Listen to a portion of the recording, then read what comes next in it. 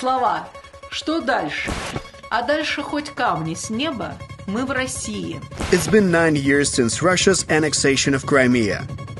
During all this time, the enthusiasm of those few who did believe that Russia has come to make their lives better has decreased.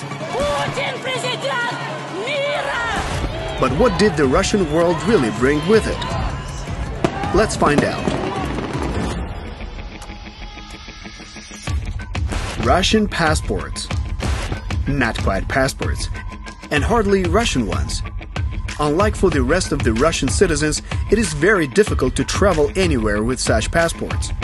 Because the place of birth, Crimea, Russia, does not exist. So people now try to give birth outside of Crimea, so that at least their children would be able to get a Schengen visa.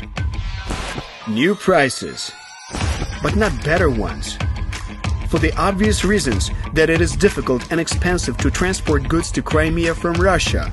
The Kremlin promised that prices would stabilize with the opening of the Kerch Bridge, but nothing has changed. Well, other than that, the great Russian culture. Not really. Only destruction and looting.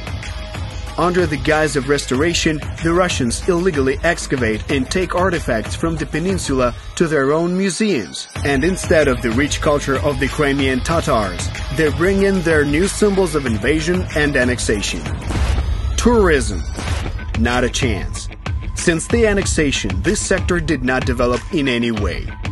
Empty beaches, soaring prices, poor infrastructure. Russia did nothing to make Crimea a world-class destination, having turned what was previously a peninsula filled with tourists into an isolated island.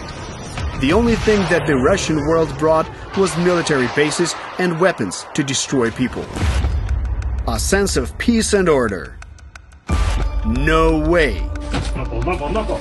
Since 2014, Crimean homes have been regularly searched. About 45 people were detained in September 2021 alone. All that, together with the deportation of Crimeans and the mass importation of residents from other regions of Russia, is aimed to blur true ethnic indicators. Я живу в Крыму, но я сибирячка. So what did the Russian world really bring to Crimea?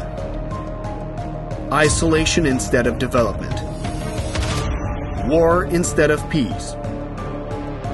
Darkness instead of light.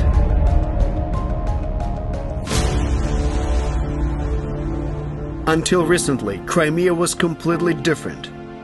Not perfect, but it was a peaceful and free Crimea, in which the rights of its citizens were not violated, in which different nations lived in peace and harmony, to which tourists from all over the world flocked every summer. All this will definitely be back, and Crimea will bloom and shine with new colors. Colors of freedom and peace.